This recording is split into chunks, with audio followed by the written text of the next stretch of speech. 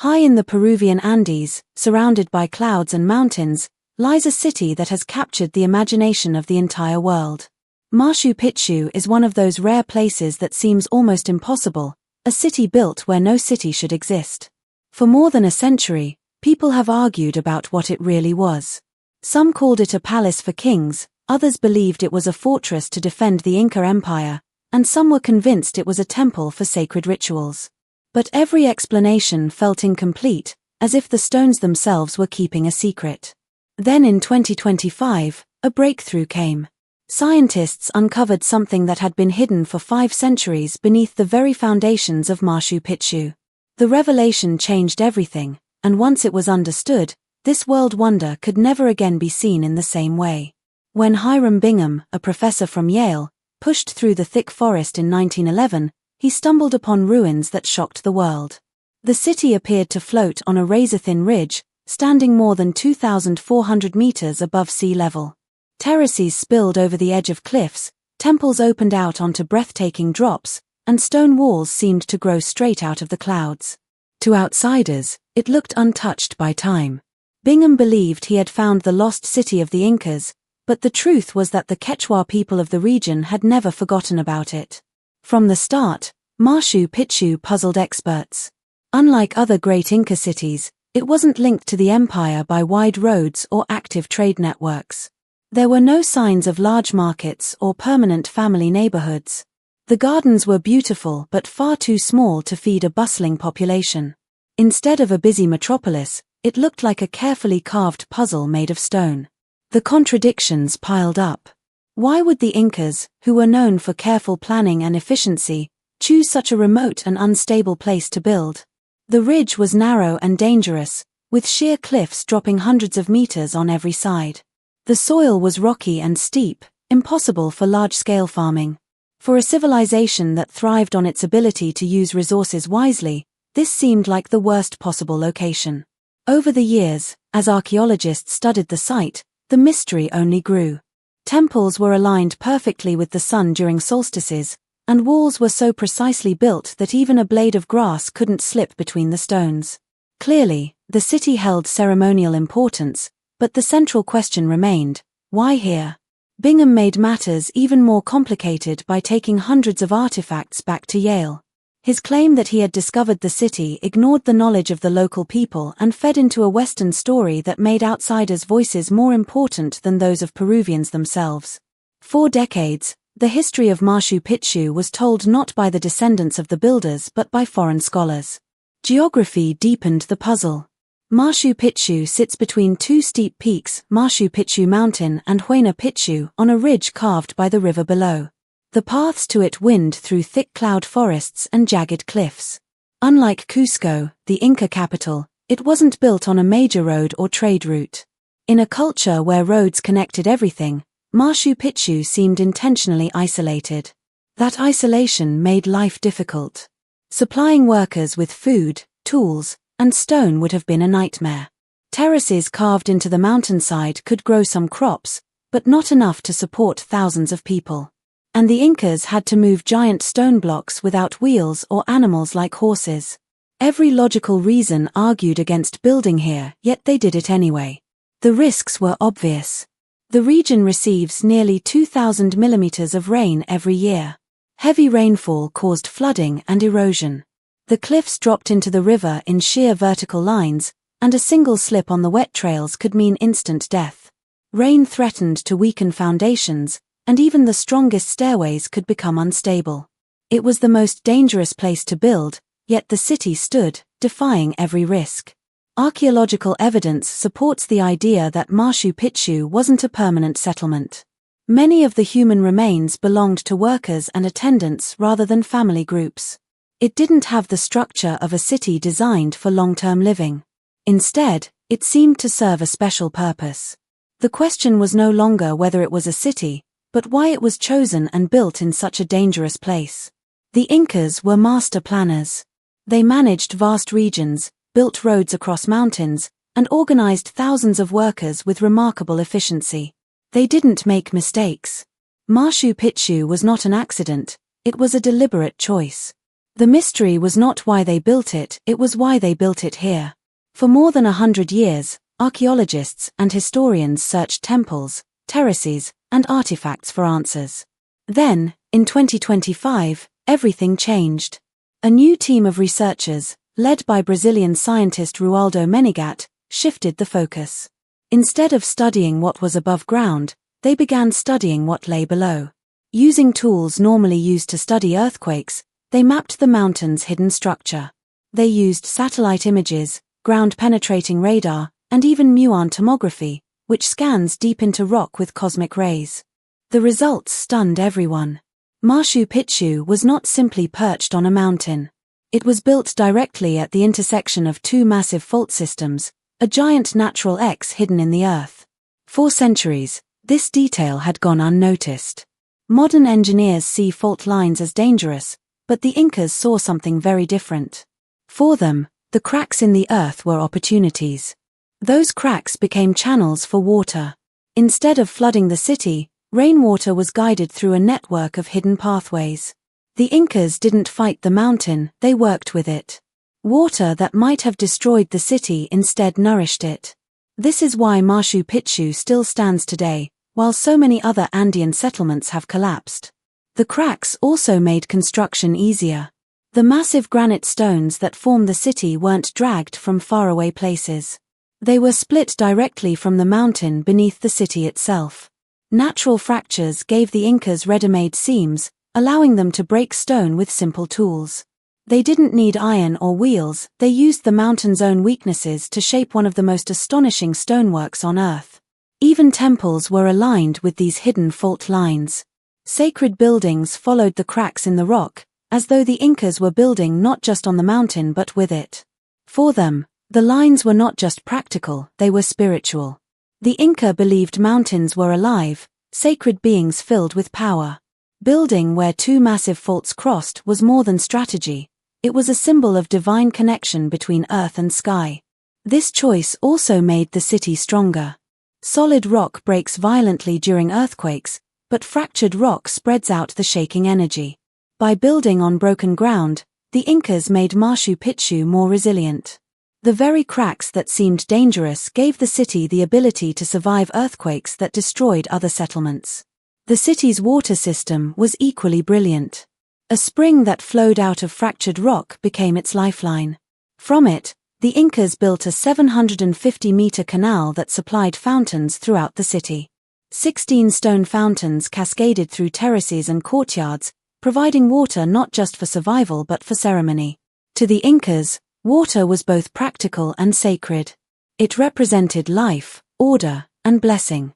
Machu Picchu's fountains symbolized abundance, harmony, and divine favor. This system also prevented erosion. Rainfall was carefully guided into controlled channels, filtered through gravel layers beneath terraces, and spread across the slope in safe pathways. More than half of Machu Picchu's structure lies underground, hidden in drains and supports. What we see today is just the surface of an even greater engineering masterpiece. Without this hidden system, the city would have collapsed long ago. The stonework itself reflects the same wisdom. Granite is one of the hardest stones, but the Incas shaped it without iron tools. How? The secret lay in the natural fractures. By splitting stone along fault lines, they created sharp edges that fit together perfectly. This is why the walls of Machu Picchu remain so tight and strong, even after centuries of earthquakes and storms. Seen this way, Machu Picchu was not just a city. It was a conversation between people and nature. The mountain provided cracks, water, and stone, and the Incas used them to create a place that was both practical and sacred. It wasn't a mistake of location. It was a masterpiece of design. And Machu Picchu was not alone. Once geologists noticed the pattern, they began to find it across the Andes. Cusco, Ollantaytambo, and other Inca centers were also built on fault zones. What seemed like coincidence was actually a deliberate strategy. The Incas understood the language of the earth and used it to shape their empire. This changes how we see Machu Picchu. For centuries, people wondered why the Incas built in such a dangerous place. The answer is now clear. They didn't choose the mountain in spite of its cracks, they chose it because of them. They saw flaws as opportunities, weaknesses as strengths, and danger as protection. Machu Picchu is more than a wonder of the world. It is a lesson. It teaches us that civilizations do not always grow by overpowering nature.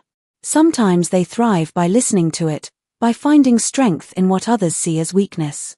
What we once thought of as ruins are in fact the remains of one of the most extraordinary partnerships between humans and the earth. The genius of Machu Picchu lies not only in its beauty but in its vision. It shows that true power comes not from fighting the forces of nature but from working with them. The Incas built a city that has stood for 500 years, not because they ignored the dangers of the mountain, but because they embraced them. That is the secret hidden beneath its stones, the revelation that makes Machu Picchu more extraordinary than anyone ever imagined. Ethnogeology is a word that scholars now use to describe how ancient cultures understood the land around them. It was not science in the modern Western sense, but rather a deep cultural knowledge of rocks, rivers, mountains, and valleys that was passed down from one generation to the next. Over hundreds of years, local people had carefully observed how rocks cracked, how springs appeared, how rivers shifted, and how hills moved during earthquakes. This information was memorized, shared, and preserved until it became a map of knowledge that guided how the Incas built their cities, their farms, and even their sacred places. They did not simply live on the land, they worked with it in ways that modern scholars are only now beginning to understand. For the Incas, the mountains could be read like books, and geology was turned into a plan that shaped their empire. By carefully building along cracks in the earth, the Inca kingdom was able to take resources without wasting energy. Faults in the rock made it easier to find fresh water because springs often appeared along those natural fractures. Quarries became easier to manage when stone was cut along these cracks, so they did not need iron chisels or explosives to shape huge blocks. Even their defense systems benefited from geology. Steep cliffs and ridges formed by the movement of the earth turned into natural fortresses. Instead of forcing the land into their plans, the Incas let the land itself become part of their kingdom. The mountains gave them strength, protection, and resources, and they respected the silent power of the earth by blending their work into its bones. Cusco, the capital city of the Inca Empire, is one of the best examples of this vision. The city itself was laid out in the shape of a puma, which carried deep symbolic meaning, but it was also carefully placed where several fault lines crossed. These fault lines channeled rivers and streams into the valley, making sure that tens of thousands of people could access clean water without needing complex engineering. What looked to outsiders like a magical alignment was actually a blend of symbolism, engineering, and geology. Cusco was not simply placed at random, it was chosen because the land itself made it the perfect place for an empire's heart. Ollantaytambo, another masterpiece of Inca design, also shows this unique method. The great terraces that stepped down the mountainside were built over fractured rock, which helped water flow in controlled ways and made farming possible on steep slopes. The quarries on both sides of the valley were linked by fault lines that acted like natural highways for moving heavy stone. The fortress walls leaned into ridges formed by the land, so they were supported by the earth itself rather than extra masonry. This blending of human design with natural structures created something stronger and more lasting than if they had tried to fight against the mountain. The Incas never tried to conquer nature, they chose instead to merge with it. This secret planning explains how the Inca kingdom expanded so quickly even though they lacked wheels, steel tools, and draft animals. Where others might have struggled, the Incas used the shortcuts the land already provided. A spring along a fault meant they did not need to dig deep wells. A fracture in the rock meant they could cut and move stone more easily without advanced technology. Their genius was not in creating machines but in reading the land and saving labor by letting nature do half the work. Their empire was efficient because it was rooted in the natural map of the Andes. Different indigenous groups across the world developed their own ways of learning about the earth. What we call geology today was something they discovered through patience, memory, and close observation. The Incas, for example, understood fault lines simply by watching how rivers, rocks, and land shifted over generations. They did not have microscopes or measuring devices, but they had sharp eyes and strong traditions of storytelling. Each generation added new knowledge to a mental map of where water flowed and where rocks were weakest. That invisible map became the foundation of the Inca Empire, more important than weapons or machines. This shows us that technology can exist in forms very different from what most people imagine. The Incas had no machines, no wheels, no steel tools, but they had a system of knowledge just as powerful.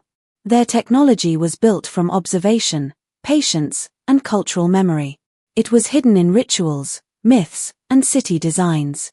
Choosing to build on fracture zones may seem spiritual to outsiders, but it was as advanced as today's use of satellites to find resources underground.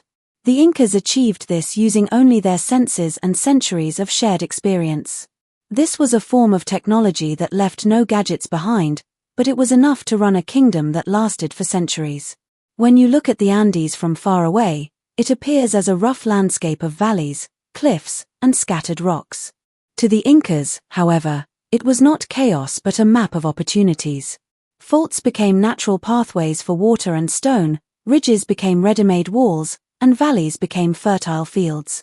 The towns of the empire were not scattered at random but were placed like nodes on a grid shaped by the earth itself. Once you see this hidden pattern, the growth of the Inca Empire stops being a mystery and becomes a story of genius planning. For centuries, scholars thought Inca cities were designed only for beauty, defense, or religious meaning. Those things were true, but they missed the deeper science at work. The Incas knew the mountains better than anyone because they had let the mountains themselves draw the map. What seemed like problems to outsiders, the steep cliffs, the earthquakes, the difficult terrain, were to the Incas gifts waiting to be used. The Andes themselves were silent architects of the empire. To the Incas, mountains were not just piles of stone but living beings called apis, powerful spirits that watched over the land and its people. The earth itself was Pachamama, the Great Mother, who nourished, sheltered, and cared for all living things. Because the land was holy, no activity was ever ordinary. Farming, building, or drinking from a spring was not just survival, it was a sacred connection. The Inca worldview saw every stone, river, and mountain as alive and worthy of respect. Machu Picchu reflects this worldview perfectly. Every choice in its construction carried both practical and spiritual meaning. If a rock provided water, shelter, or stone, it was not only useful but also a blessing from the gods. Settlements were chosen when they met both sacred and practical needs. The Incas never divided the holy from the useful, they were always two sides of the same reality. They believed they owed the mountains gratitude for their gifts, and they repaid this through rituals and offerings. Modern discoveries strengthen this idea. In 2025, researchers found ritual deposits buried under key terraces, small carved stones, seashells brought from distant coasts, and burnt offerings. These were not random objects, they showed that before any construction began, ceremonies were performed to ask permission from the land. Building was both engineering and a sacred duty. Every wall was not only stone but also a prayer to the living earth. This balance between respect and practicality created a system that lasted for centuries. The terraces built for farming did not collapse because they followed the mountain's natural shape. The water channels did not break because they worked with the natural flow instead of forcing it. To the Incas, creation and worship were the same act. What might seem to us as myths were in fact practices that kept their society stable and their environment healthy. Machu Picchu was not placed at random. It was carefully built on a ridge between sacred peaks and aligned with the sun at key times of the year. The Incas believed that if they aligned their city with the heavens, the land would remain fertile and their people would prosper. What they saw as holy geometry, modern scientists now see as remarkable precision in engineering. Their faith led to choices that were scientifically effective. The farming terraces not only stopped soil erosion but also mirrored the slopes of sacred mountains, showing devotion to nature. What looked like religious symbolism also turned out to be excellent engineering. Water channels were carefully carved to slow the flow of streams, preventing floods and distributing water evenly across crops. To the Incas, this was not just engineering, it was receiving the sacred gift of water with care. Recent studies have revealed even more surprises. Modern scans of Machu Picchu show secret underground layers of channels designed to filter water before it reached crops. To us, this looks like advanced hydroengineering. To the Incas, it may also have been a form of spiritual purification, cleansing the water before it touched their food. Faith and science were never separate. Together, they created a system so advanced it still works centuries later. Machu Picchu's true brilliance is not in its visible walls but in its invisible partnership with the mountain. For over 100 years, historians thought the city was a paradox, a fortress defiantly clinging to impossible terrain. They believed it was built to show human dominance over nature. But the truth is the opposite. The Incas succeeded not by conquering the mountain but by listening to it. They adapted every design to fit what the mountain allowed, turning danger into stability. The terraces were not decoration but part of the mountain's body, controlling water, absorbing earthquake shocks, and preventing landslides.